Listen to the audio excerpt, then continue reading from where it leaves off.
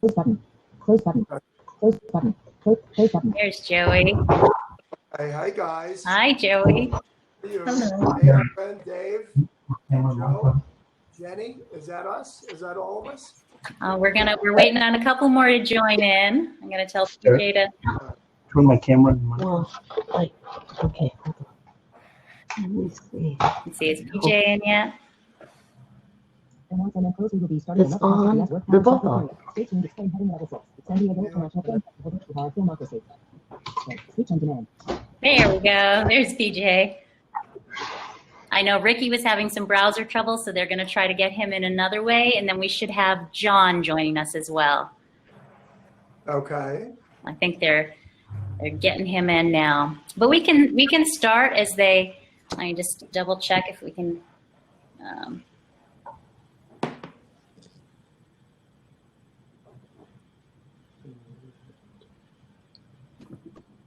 Okay, I'm going to get us started for the sake of time. PJ, you can unmute yourself so we can hear you. There you go, in the bottom of your. Oh, and there's John. Excellent. Perfect timing. Thanks, John. Sure. Good to see you. Good to see all of you. Well, this is exciting. Check this out. Check this out. This is a lot of us on the screen. I've got to say, I mean, we are the biggest panel of the San Diego International Film Festival. I mean, it's not a contest or anything, but we are the biggest panel. So I just want to take a second and introduce everybody. Thank you, everybody watching, for joining us live in the Bon Viv Cafe for the San Diego International Film Festival. And for most of you, you've just seen documentary Let's Work, or if you're watching this after the fact, maybe you're about to watch it. So thank you for joining this conversation.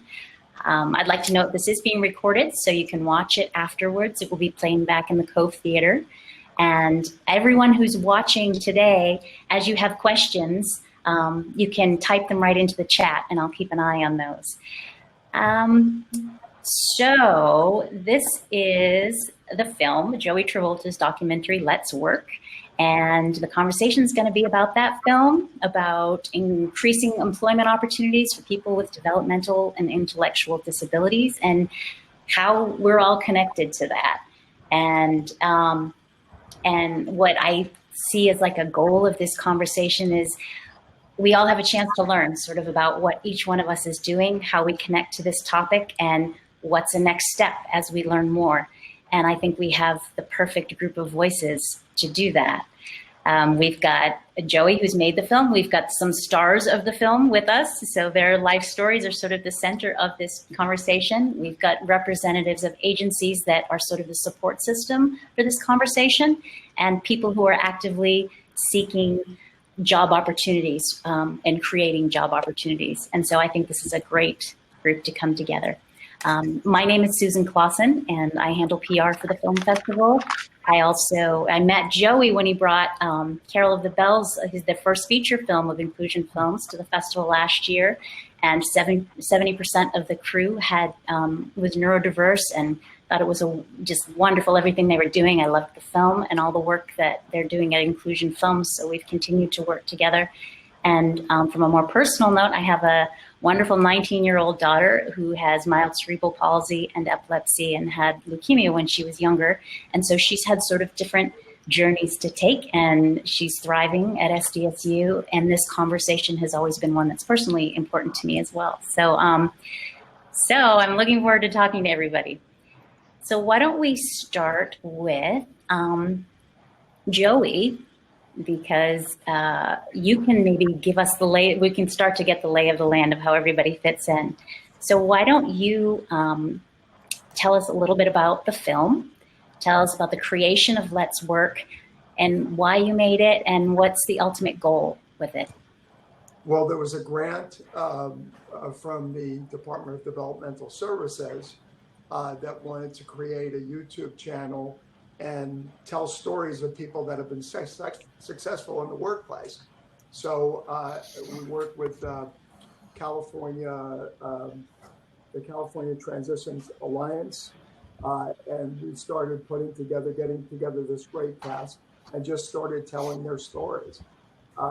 Again, Inclusion Films, we train adults with developmental and intellectual disabilities in filmmaking. So more than 2/3 of the crew were made up of students that were trained through the program. So that was a double that people were employed at the same time. And then we found all these great stories. But as I always say, it takes a village, and this is the village. Absolutely. And this film would not be possible without the support, as you mentioned. And also kind of the heart of this story is the people whose stories are being told. So I'm going to move on to you guys for a second. Oh, and Yekta has this is perfect timing. Ricky, who is also featured in the documentary, is having some troubles with his browser, but he's going to join us via speakerphone. So we'll have him as well. We're all sort of figuring out the tech of this as we go here. So here comes Yekta, and I think he's coming in through her phone. So anyways, the next people we're going to chat with is Jenny and PJ, and hopefully Ricky. And you all just watched their stories, their employment stories, and what their experience has been. And maybe some of you haven't seen the film yet. I want to ask you guys, starting with you, Jenny, where you work, how long you've worked there, what you bring to your job that makes it a really good fit for both them and for you, what special qualities that you bring, and why it's important for you to have employment, what that means to you.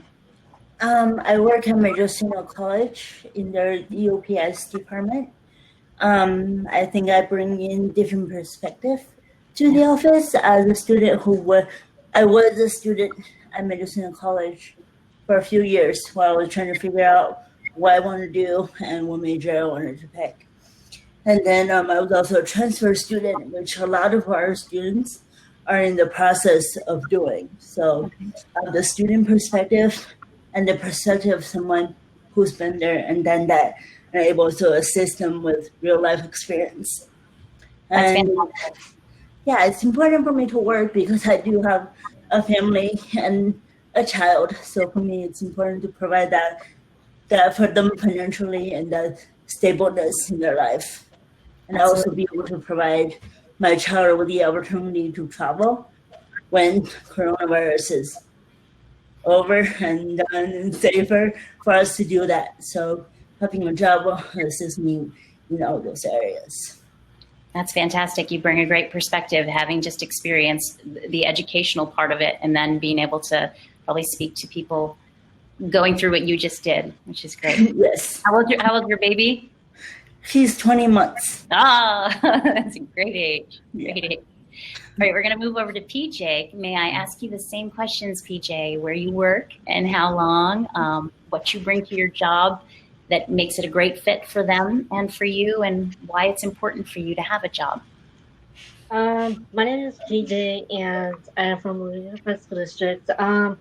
I was a student for about 4 years. My school site is Needham West, a young adult program, special ed. My experience was that I wanted to work because it's my future, because I like to work with special ed students to show them how to do like boxes, unboxing, just to show them instruction by instruction. I like to work because I am always happy and I enjoy with everybody. And I like to go state travels and just enjoy and always happy. And so yeah. That's fantastic. You said that in the documentary, I believe, that you're always happy, and it's true. Every interaction I've had with you, you always are. It's a joy. And Yekta, can I check in with you? Do we have Ricky on there? Ricky, can you hear us? Hey, excellent. We can. So did you hear the question, Ricky? No, I'm sorry. What was the question? Sure. We were just going around and I was asking where you work and how long you've been there and what you bring to your job that makes you a great fit for what you do and makes it a great fit for them, and why it's important to you to have a job. Well, when I was working for Grand Hyatt, Manchester Hyatt in downtown San Diego, I was 6.5 years. That was a really great job, but with all this that happened, I'm no longer working there. And what is it that you do there? I'm a cook. When you were working? A cook. So anybody out there, you hear that? And what about that job? And I know you brought a lot to that because we've chatted about it. What about that job was a good fit for you, and why were you a good fit for them? Oh, it was a great fit for me. I found a job that was very happy with me, that loved the program, that was just about me, that loved the way I work. I always come with a great attitude, a great smile, and I really enjoyed it. It was just a great place to work for. That's wonderful. And are you looking forward to your next job in San Diego as a cook? Yeah, I'm actually working for another hotel, and it's good. It's called Moxie. It's called a Moxie Hotel. It's on 6th Avenue. Fantastic! Congratulations. Thank you. I'm a cook over there. They love the way I work so far.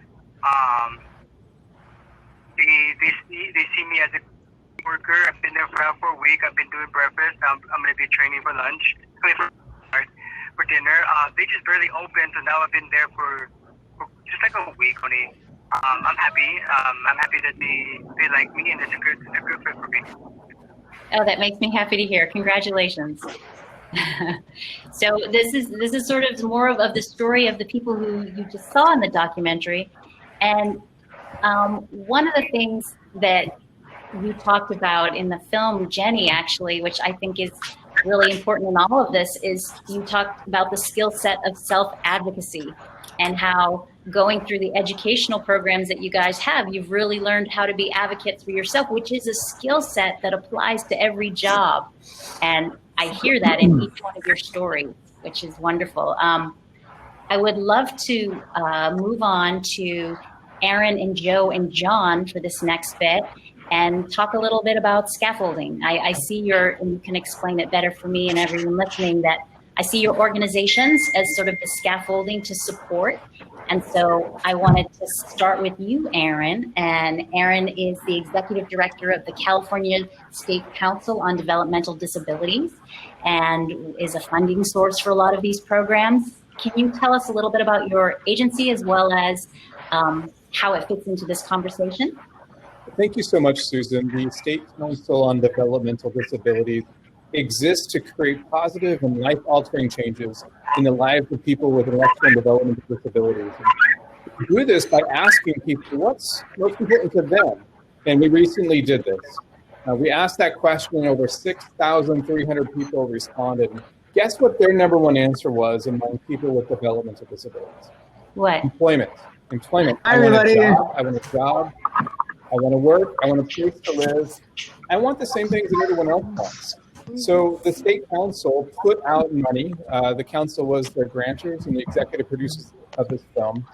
Okay. We wanted to tell the story of people who are working.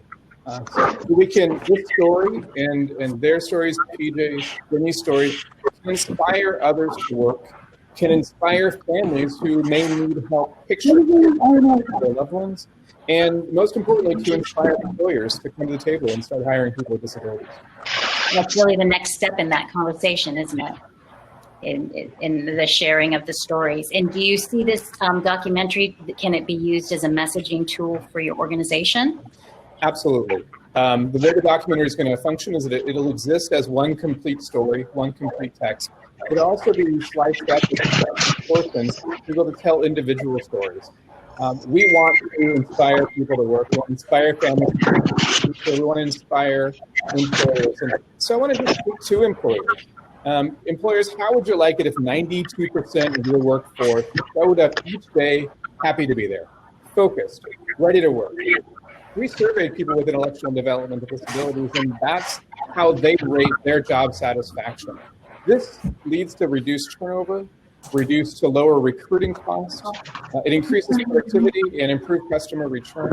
But what does this mean for your bottom line? Well, according to Accenture, companies that successfully incorporate employees with disabilities have a 28% higher revenue and 2 times the higher net income. So, Susan, that's an example of how we're using this documentary. That's wonderful to hear. That you answered one of my questions for me. You know, I think someone might have a TV on. Are we able to turn that off in the background if someone has a television on? Thanks very much. Yeah, so Aaron, I think that's really important in the sort of understanding that these employment opportunities translate to fiscal benefits for companies and getting human resources involved in that conversation. Let's go to Joe. If we can hear, we have Joe Xavier here, who's the director of the Department of Rehabilitation. And if you can kind of explain to us how you fit in with this conversation and how this documentary can be beneficial to your organization as well.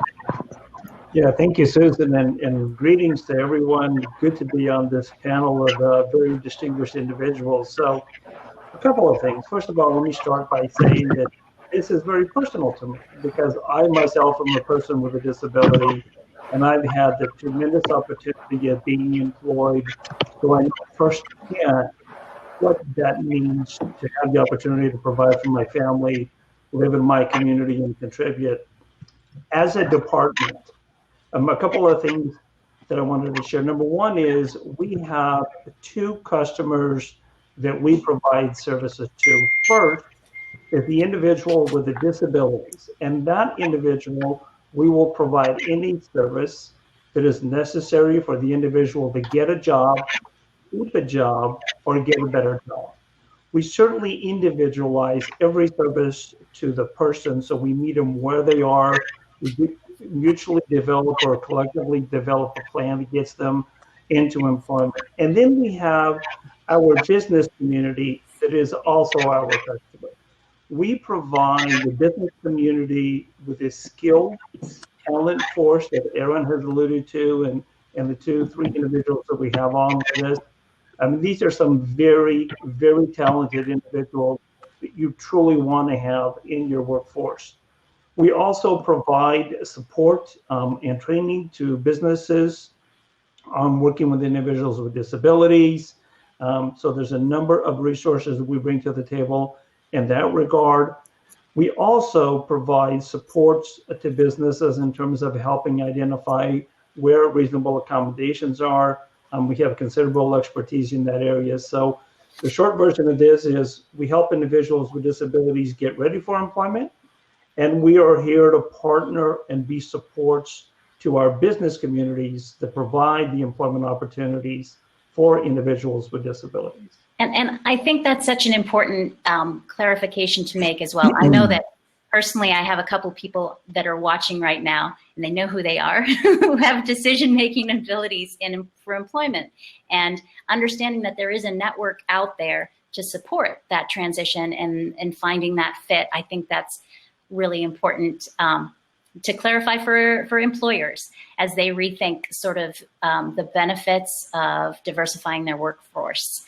And then we're going to move on to John, who works for the San Diego Regional Center. So we've kind of gone from the state level down to our local level, and what the support network is there, John.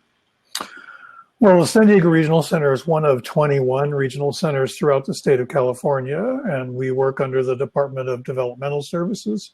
So we do have a statewide presence throughout California. The San Diego Regional Center, we currently serve about 31,000 individuals, children through adults. My job as the Employment Services Coordinator is to work with about a dozen community partners. They also work with the Department of Rehabilitation, and together we find people jobs and support them once they're on the job. The Department of Rehabilitation does a great job of funding the initial process, and then we take over once they're on the job and they're pretty stable with the job coaching supports. Then we take over and we can provide those supports for the lifetime of the job. We have a number of people that have been working like Ricky for very long periods of time, very successfully. And if they want it, it's a choice. If they still want to have a coach, like Ricky has Cookie, who I know from working with the same agency for 21 years. Hi, Ricky. You know, they're very, very successful. So we provide a lot of different supports to the many adults and even kids we serve. You know, so it's a lifetime of services. Once they're a client of the regional center, they are set for a lifetime and an array of whatever the family and the individual needs. We're here to support them.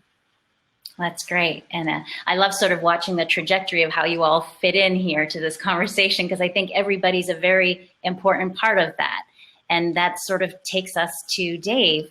And a funny story about, I have to give you a shout out, Dave, because if anybody watched 60 Minutes last week, Dave was interviewed by Anderson Cooper about the work that he's doing. And Joey saw it and he said, oh, this man is doing what we love to do as well, and we should all talk. And Dave agreed to join us. So Dave, if you can tell us a little bit about yourself, your company, and what you're doing. Yeah, I'm calling in from outside of Chicago. So thank you all for having me. Great to be here, and it's great to meet some of you in sort of in person. But yeah, my name is Dave Friedman. I started a company called Autonomy Works 8 years ago. I left a business career after I have a son who is 24 years old, 25 years old now, and has autism. And when I realized how difficult employment was for a lot of adults with autism, I was inspired to start Autonomy Works. And I've been in business 7 years. We do marketing operations and back office operations for companies. And we have about 40 employees, and 80% of our employees have disabilities, primarily autism. And the business is built around the unique talents and skills that they bring. And it's a lot of what we've talked about in the film and as well as today, in terms of great attention to detail, great workers, showing up to work every day, very consistent quality and delivery over time. And so very consistent with what we heard today. And also we built our business as well in partnership with a lot of state agencies here in Illinois, like the Voc Rehab Group and others that have really helped us get the talent we need and get everybody trained and working effectively. That's fantastic. I really feel like that is sort of the other half of this. And Joey, if you can weigh in, that he's doing the same thing, you know, through his industry that you're doing through yours. Joey, your thoughts on that? Yeah, I mean, it's really creating the opportunities. You got to find what the gift is. Everybody has a gift, and then you apply, you train them, and be able to get the most out of them. But you got to know what they can do best, and that's why I was so excited to see Dave on 60 Minutes. And that's how I've been working with the folks that we train, finding what their gift is, whether it's editing or camera or whatever, or whether they're going to go into the film business or not. It's those skills, the soft skills that you take away from filmmaking, communication, collaboration, that are applicable in any job that you do. It's just a real fun way to learn it. And I appreciate all our partners here and having this opportunity to make the film and highlight these young people that are doing such a great job. And we just want people to give us an opportunity. That's all we're asking.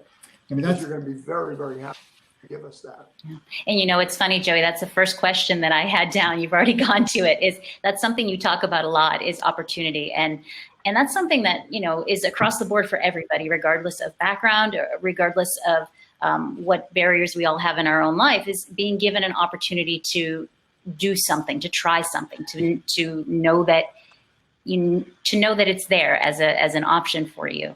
And one of the things they talked about, and you talk about in the documentary too, is barriers. And one of the things in the documentary when they were discussing was perception, and how perception can be the biggest barrier to overcome. So I'm wondering if there's someone maybe with a hand that would like to speak to that, and what that means to you, overcoming the barrier of perception with employment. Someone want to run with that? I'll start that conversation, Susan. So I would like, let me address this sort of from two lenses. One is that we do need to, as Joey so well said, that everybody has a unique talent and a unique skill. And so what we need to think about is, how do we get that into our workforce? And we at the Department of Rehabilitation have 2,000 people 30% of them are individuals self-identify as disabilities. So why do I say that? Because we walk that talk. So you business community that are listening to us, don't think we just say it, we're doing it ourselves. So you know that. But the other thing that I would say in terms of the barriers is a lot of the systems and the processes that were set up really just need to be thought of in a different way. So you may have somebody who may not do well in an interview setting, but does a great job doing the job. So we as employers, we as business owners need just to think about how do we change that approach to giving people an opportunity to demonstrate what they can do. And then the other thing that I would say in terms of a barrier is quite often we have certain processes in place just because it's traditional, historical, and often individuals with disabilities will come in and they apply a different methodology to that. And all of a sudden we're going, wow, that even works better than what we were thinking. So two things, just be open to seeing the people's talent and bringing it in a different way. And two, when they demonstrate that skill, you're going to see possibilities and opportunities within that workforce you had not thought of before. Thank you very much for that. Dave, I know from your interview you have things. Can I say one thing? Yeah. The Brady Bunch thing is really working for me. Joe, you're Alice. Dave, do you have anything to add to that? I know that speaks to your training model. Yeah, that's very consistent with our experience at Autonomy Works. We've completely eliminated the interview process, so we don't ask people to come and sit across the table from us and have a conversation. What we do is we invite people in and we give them samples of the kind of work that we do every day for our clients, and we teach them how to work on it, and we see how well they do at it. And we see, this person's really good with numbers, this person's really good at working with images, and we try to find their skills. And then once we've identified their skills, then we have a training program that builds on that.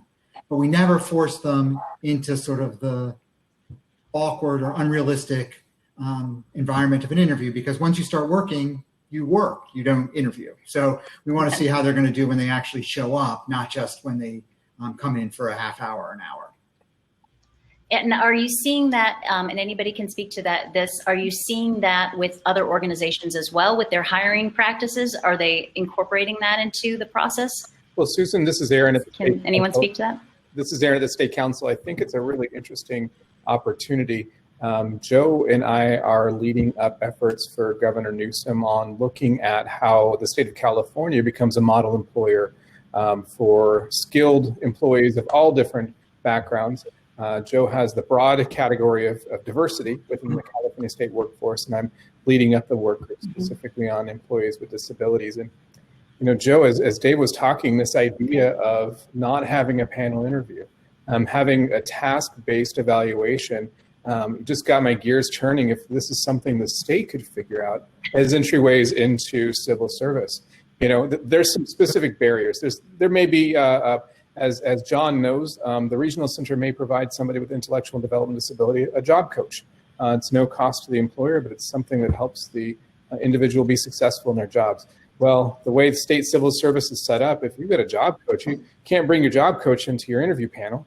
So right there, you're already creating an unequal environment that screens people out between how do we determine if someone can be employed versus what will happen when they start doing their jobs. Well, and to make an extension of what this task-based interviewing does, we have our paid internship program that the Department of Developmental Services rolled out back in 2016, which gives us an opportunity to place individuals with an employer. They don't have to hire them. We pay the wages and payroll costs, but it gets the chance to get the person in the front door. They can demonstrate their abilities to accomplish whatever tasks they're assigned.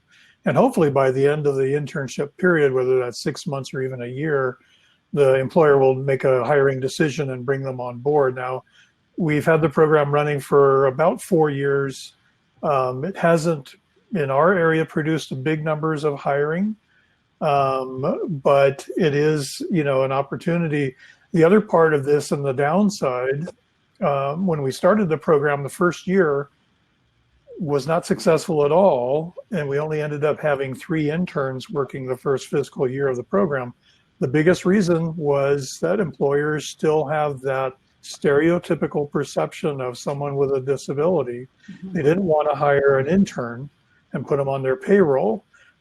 So we had a huge block for almost the first year of the program until we brought in a partner agency that acts as the financial management service, and they are the employer of record. So once we had another entity who would be the employer of record, handle the workers' compensation, handle the liability issues, we started getting employers to buy in and start doing the internships. So it's still a very much, you talk about perception, there's still a strong perception with the majority of our employers in California that they don't want to hire somebody with a disability because it's, you know, oh, they'll raise their workers' comp insurance, it'll do this, have a negative effect on their company. And we need to work hard on changing that perception. And I think I love the film. And I think this visual example of people working in various businesses will have a big impression on an employer who's not quite yet convinced. Maybe they're on the fence.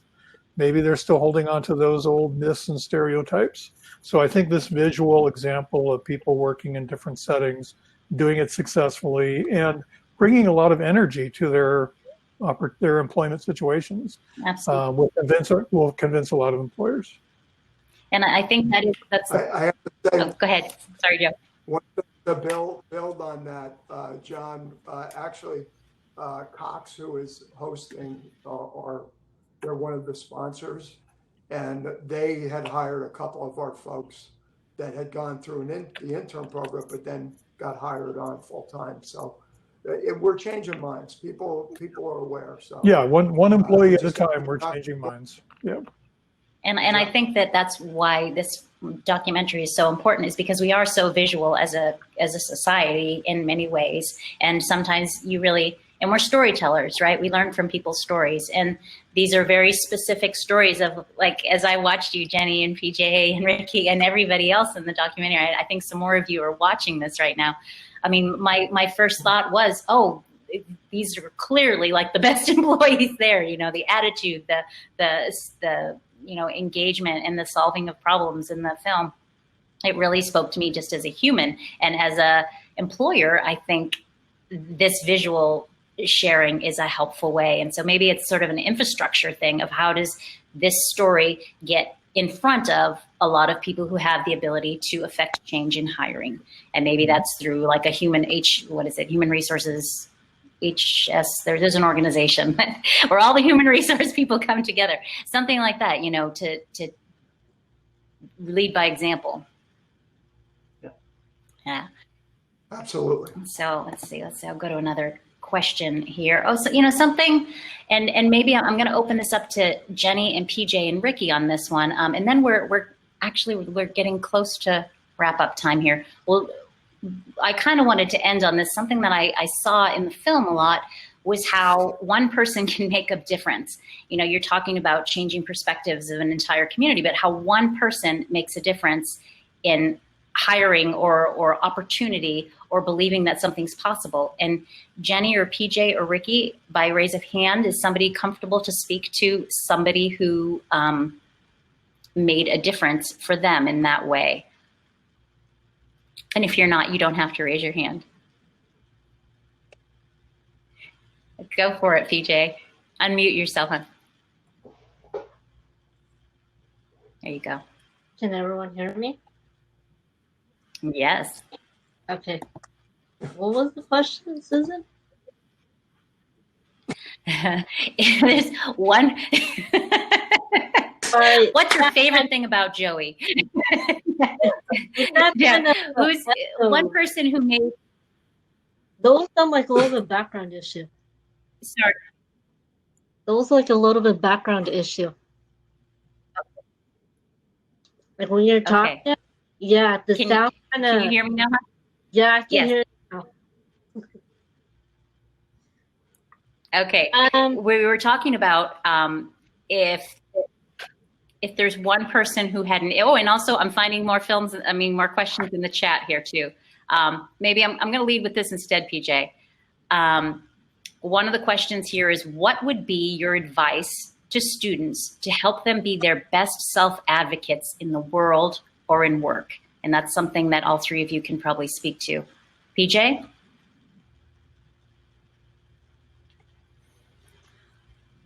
I'll help students show them how to do a resume. I can show them how to like let's say today is Monday, for example, and we're gonna have a meeting tomorrow.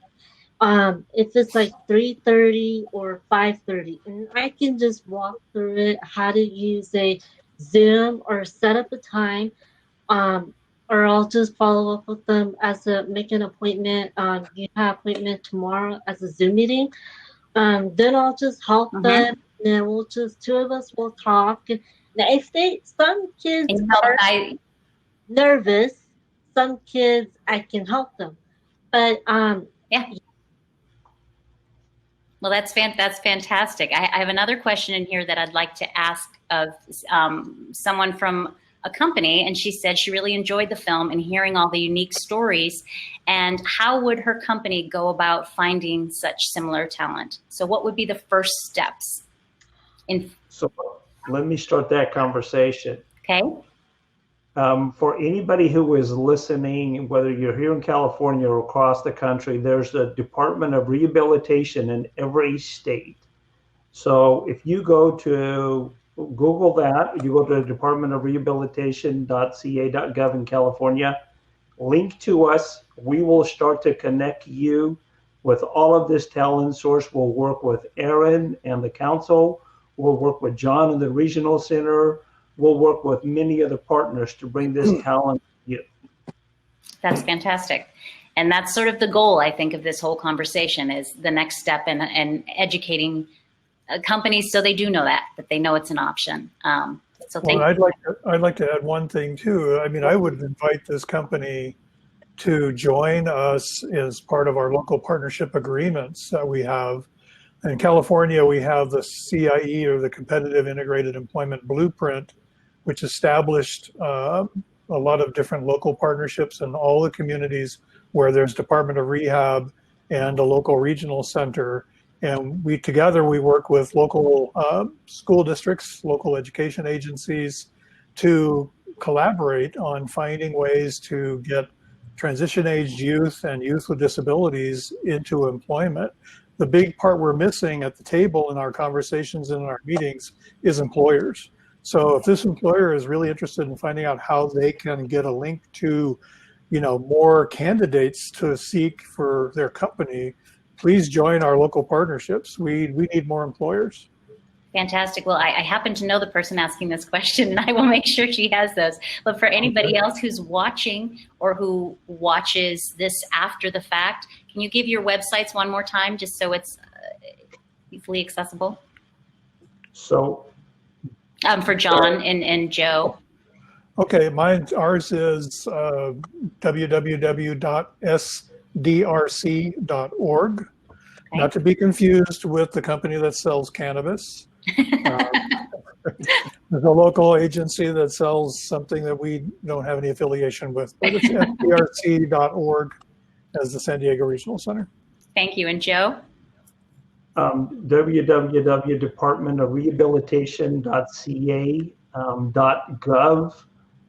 Link to us there. We'll connect you with any other VR agency across the country if you are watching this from another state.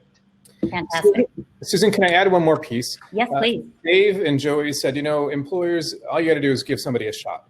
The state of California has a specific program to allow employers to give somebody a shot, and it's through the regional centers like John's. A regional center will pay an internship for someone with one of their clients, someone with an intellectual and developmental disability, to do an internship in any entity, any business that's going on out there. It's an amazing investment in belief statement by the governor of California, by the state legislature to say, we believe in people's abilities so much. We also believe and realize the hurdle is so high, we're willing to put money behind it. And the state will pay for it. The employer gets a benefit, and both the employee and the business win because they see the skilled workforce. That's fantastic. And I think that so much of this is about education on every side of it.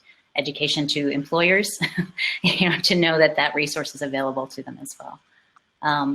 Okay, so we are sort of at wrap-up time here. Does anyone have any final thing they want to say before we sign off?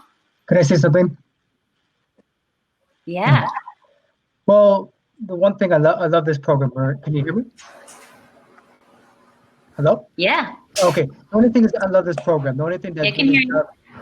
the only thing that really is a problem. Some people despise the program. Like in the past, I don't know, in my film, where in the past I worked at the Hilton Hotel, and the chef there. Before the chef there loved the program, he loved everything about the program. There was one other person there too, was with the program too. I'm with the Regina Center. And then when he left, there was another lady who came over and she despised the program. Cookie was there with me during that time, and it was just a really, really hard time. Luckily, somebody from the Regina Center knew somebody from the Andes, which was part of the Hyatt, loved the program and gave me a shot from there. It's just there's some people who don't care about these like us, and it's a really big bummer, and it's just hard out there. Ricky, thank you for sharing that, because I think that speaks to one person making a difference, because it can be a positive difference or it can give you a negative experience like that. I'm sorry you had that, and I'm glad you found new employment as well. Yes, and the past when I did get laid off, the Hyatt, I love the Hyatt. Nothing bad with the Hyatt. Right. If I could go back, I could go back if everything gets better. And even with the last jobs I have, I work at a senior home. She knew about the program. She loved the program, but it wasn't for me. I need to find a job that I'm comfortable with, and now the new job I have is what I'm comfortable with. That's great. I mean, that's the whole goal of all of these programs, is to find the right fit. Have people listening and on both sides, and it sounds like you've done that. So that's fantastic. I want to thank all of you for giving up time on a Saturday to have this conversation, because I think it's an important one that needs to keep happening. And I hope some of these connections have lasting effect. I hope some people who are watching it either now or on recording do reach out from organizations for diversifying hiring practices. Thanks, Susan. Thank you. Thank you. Great job. Thank you. Thank you very much. Thank you. Thanks, PJ. Bye, guys. Thanks, Thank you Kenny. so much. Bye.